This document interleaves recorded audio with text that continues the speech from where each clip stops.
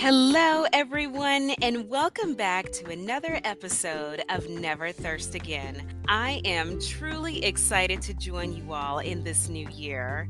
As always, don't forget to subscribe to Never Thirst Again. You can do so through a number of platforms, including Spotify, Amazon Music, and of course, a host of other platforms that will be listed in the description of this episode. Well, now that we've gotten that out of the way, I really wanted to talk with you guys about something that actually happened to me recently. Before I do, though, I just wanted to pose a question to you. How many of you actually believe in making New Year's resolutions? It's something that's popular and something that people have been doing for ages. And I have to be honest with you though. New Year's resolutions are things that I stopped doing a long time ago. I had very specific reasons though. You see, I know that every year there are things or promises, if you will, that we make to ourselves about certain behaviors that we plan on changing for the better or actions that we plan on taking. However, I don't want to wait until a new year is beginning just to make changes in my life that are necessary right now. Every day we should strive to be better, right? I have every intention of making each day count for the better, which is why I don't want to wait for a 1 year tradition to make up my mind as a resolve for taking better actions or following through with the promises that I've made to myself. I want to work on that self improvement right now. And just to give you a little something with that, I'll share with you just a little story that sort of rides along the coattails of that very sentiment. For the past year or so, I've been making a more conscious effort to really do my best with trying to have a spirit of understanding and empathizing with the situations that other people might be encountering. It was a very big thing for me in 2022. And not that I wasn't already doing that before, but I just felt that there was always room for improvement in that area. On top of that, I have to be honest, I really felt like this was something that God was urging me to do. I don't know why, but I do know that He's preparing me for certain times when understanding the circumstances of others will help to strengthen both myself and someone else. On top of that, He's also been dealing with me a great deal when it comes to extending grace to those who may need it just a little bit more than others. That being said, on last week, a day after I was expected to return back to work, I got up that morning, got myself ready, and hopped in my car. I made my usual stop by Starbucks and grabbed a creme brulee latte and a breakfast sandwich, which I ate as I cruised along peacefully down the highway.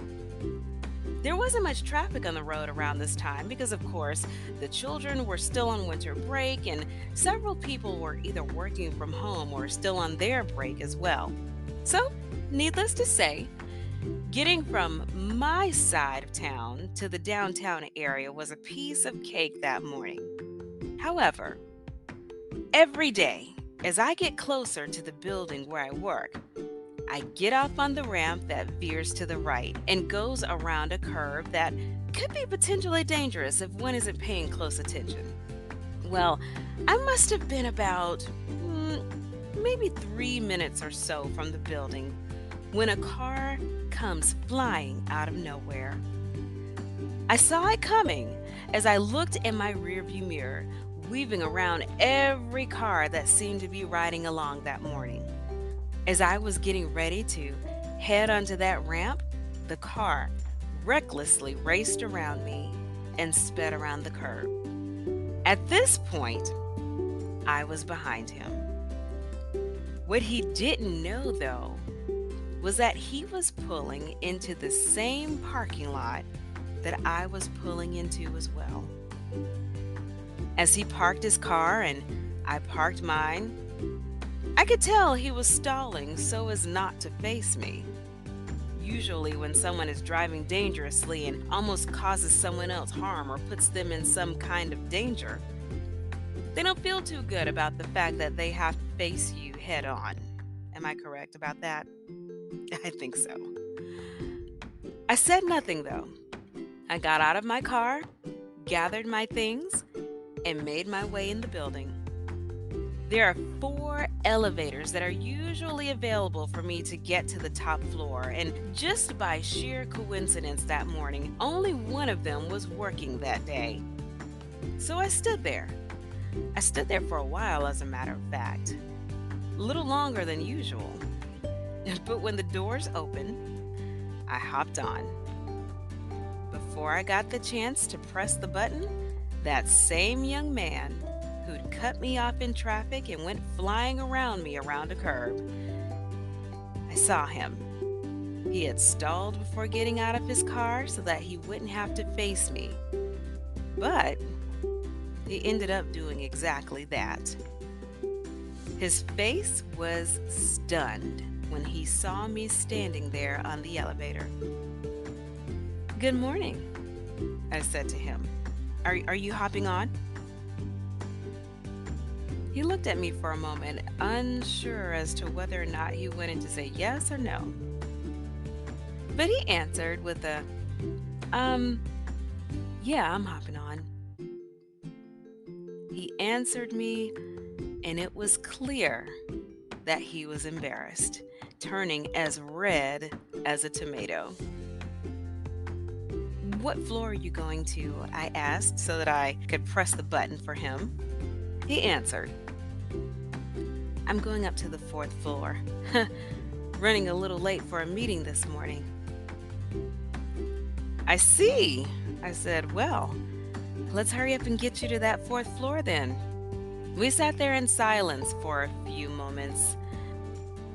But the elevator door opened and it stopped at my floor first.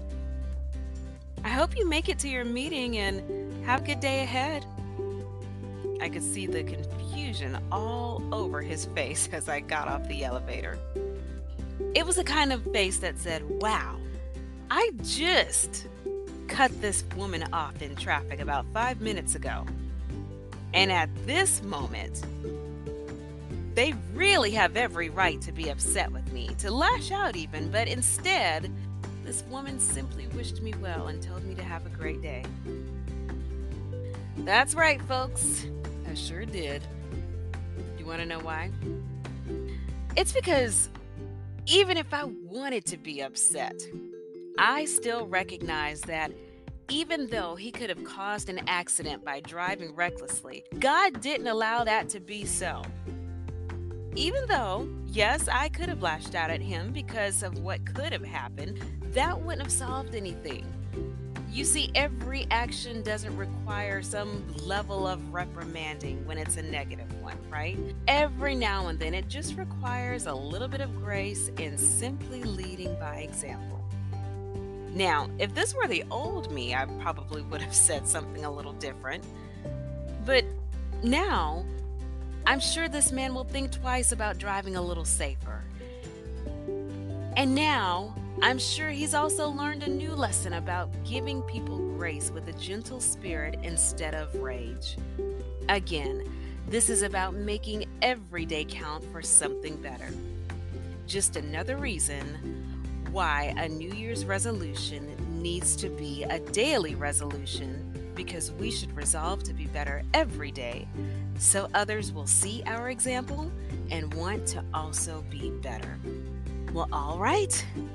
That's all I have for you guys today. I hope that you all have a wonderful week ahead. Thanks again for tuning in to Never Thirst Again. And don't forget to subscribe through a host of platforms, including Spotify and Amazon Music, and as usual, a host of other platforms that will be listed in the description of this episode. Thanks again to all my faithful listeners. Take care and God bless.